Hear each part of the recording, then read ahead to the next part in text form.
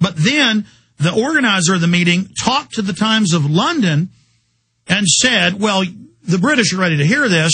We met to discuss how to reduce the world population through a world government. Here's the Times of London. This is as big as the New York Times worldwide. This is one of the biggest newspapers. It's in the top 3 worldwide. And the headline is, Billionaire Club in bid to curb overpopulation. America's richest people met to discuss ways of tackling a disastrous environmental, social, and industrial threat. See, they're the heroes. They're the saviors of the world. This is how they phrase it. This is how they pose it. But not only are these people madmen, not only are they wanting to kill the majority of us, but they, in their internal documents that are declassified, like the Royal Commission on Population, 1949, state it's not even really about saving the earth. That's their excuse to academia to carry out a program of mass extermination. And they say with our nanotech and our genetic engineering, even by the 60s, we can kill the earth repeatedly and just regenerate it. That's why they've created seed vaults, human arcs, animal arcs of the DNA. And they admit that they're actually geoengineering plagues in the final phase that will wipe out most of the surface growth on the planet and most species. They're not worried. They're so delusional and so nihilistic, they say they're going to rebuild the planet. So all you environmentalists out there that kind of go, well, there are too many people, it's a tough decision, but you've kind of received the common knowledge, the open secret, that, well, I guess we do have to get rid of people. They're getting rid of you, stupid. That's why you can't have kids. That's why you're dying of cancer at 45. They're killing you, dummy. You're not part of the elite. There are a lot of racists emailing me and say, yeah, we got to get rid of the blacks and Hispanics and Asians. They outnumber us. Hey, dummies, even if you're a racist and stupid, the elites are actually targeting you more than the elites over and over again in these eugenics documents, we're going to get into them coming up, say, we got to first kill off the smart whites and Jews and people and Germanic Northern Europeans, or they will get in the way of our master plan. They'll be smart enough to discover the plan and stop us. Then we can wipe out the brown subhumans. We'll come back, go over this. Most important story ever. Stay with us. Hello, friends. This is Alex Jones, and I want each of you to ask yourself this question. Do you really know what's in your tap water? In a recent study conducted by a major environmental auditor, they found that over 260 chemicals and pollutants are present in municipal drinking water. Many of these chemicals are directly linked to cancer, reproductive, immune, and developmental system diseases. Now, what are you going to do about it? The Ecola Blue atmospheric water generator is a low-cost way to take back control of you and your family's drinking water. The Ecola Blue 28 produces up to 7 gallons of water from the humidity in the atmosphere and uses state-of-the-art carbon filtration, reverse osmosis, and ultraviolet light sterilization techniques. That's right, clean water right from the air you breathe. Order today by calling 1-800-691-6043. That's 1-800-691-6043. Or visit Ecola Blue on the web at www.ecoloblu.com today. That's EcolaBlue.com. We are back live. Here is the new toll-free number to call the Sunday Show and the Sunday Show only. 888-201-2244, 888-201-2244, or local lines 512-646-1776. Your calls are coming up in the next hour, but I rarely do this with listeners. We're only taking calls on the subject of eugenics, but that is a wide area to discuss. State Department Memorandum 200, written in 1973, says the official U.S. government policy is to start wars, create famines, pay governments to forcibly sterilize their women to reduce world population. So when you talk about war, it's about killing people, period. Official, declassified in 1992, written in 1973.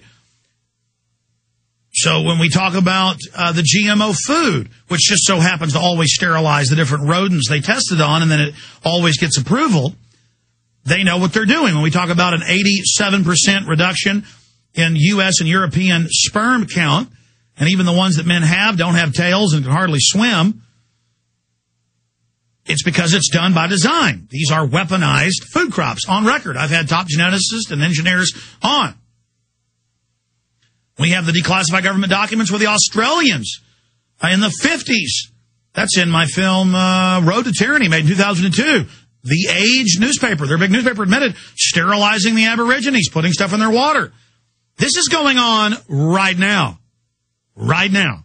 That's why I hear public service announcements and doctors that are on the radio, all these shows going, drink your tap water. Don't drink bottled. Don't filter it. Trust the government. Please drink the waters. Don't filter the stuff you bathe in. Let your children absorb that. We're putting special nutrients in there to help you. But the public just doesn't believe them at a gut level, you know. Well, I could go on for hours with background evidence and information. Why was I staggered, stunned Friday into Saturday? Well, I saw a front page magazine story. That's a contributor to Fox, David Horowitz. And then I went, but Horowitz didn't give any photos or documents of the book. So I started looking for the book. And sure enough, Watson had simultaneously seen it. He wrote a big story about it at prisonplanet.com with the screenshots. Some other sites picked it up, did a great job. John Holdren, Obama science czar, says forced abortions and mass sterilization needed to save the planet. Book he authored, which is actually a policy textbook. This is for policy level. Advocates for extreme totalitarian measures to control the population. Now, see, what did Dr. Eric Pianka in his books and his public statements at UT say? It's all the same. He said, we need a worldwide police state like China to carry out forced sterilization and reduction of the population. And what would be ideal would be an airborne Ebola to kill at least 90%. And then his students, like piranhas, attacked me when I criticized him and said, kill all humans. This is on record. Folks, just Google PhD paper on population control. You'll get millions of hits because these little bastards, these little PhDs are proud of themselves. I mean, you're neck deep in them. This is the norm, what you're about to hear. But why this hit me so hard is this is the head science advisor over all the science programs of the federal government and hence UN funding by extension and IMF and World Bank operations. It's all unified. And I read hundreds of pages of the book. What is online at Google and Amazon. They have large sections of it at universities posted, screenshots.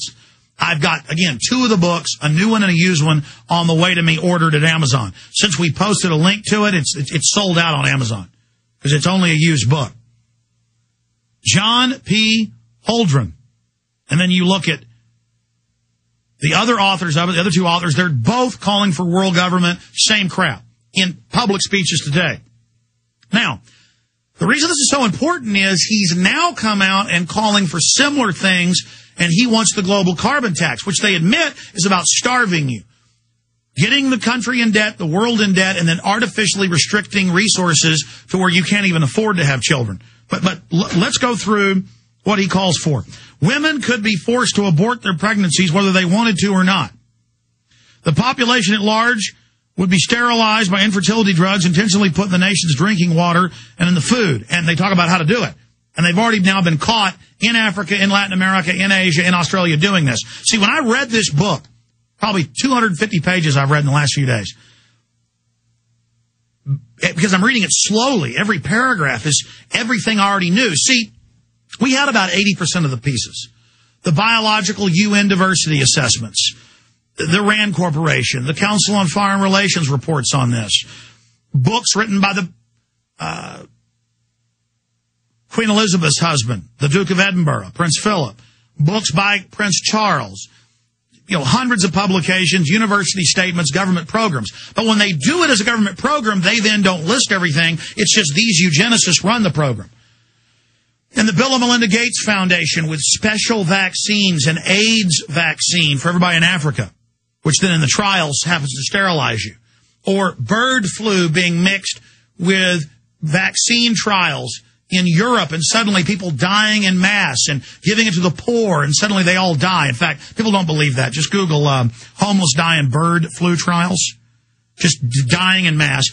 Or how people are dying in mass from the Gardasil. And then when it comes out the Gardasil's killing people, it's in mainstream news. Merck planned to send out hit teams. In fact, pull that up next, or they won't believe that too, about the Merck hit teams. Merck planned to, quote, liquidate doctors that criticize them. Now, because, see, this is all good. According to them, that's why it came out with Bayer Pharmaceutical. They shipped out over 1 million ampules of factor VIII full of HIV and hepatitis B and C, knowing what it would do. And it came out in legal documents. Even MSNBC covered it. You can just Google on YouTube factor VIII Bayer and you'll watch the newscast where they knowingly put it in there and then shipped it out when they knew. Because it's their religion to kill you. London Telegraph, homeless people die after bird flu vaccine trial in Poland, and they died en masse. Go read it. Folks, you cannot make up the magnitude and how serious this is. I can't believe I'm the big radio host and the guy with the giant sights fighting this. I can't believe it's me. Why am I the one fighting it? Why am I the one that sees it? The yuppies are too self-assured, too arrogant, too haughty, too, oh yeah, sure, huh? And they wonder why their little kids dying of cancer at age 9. Listen.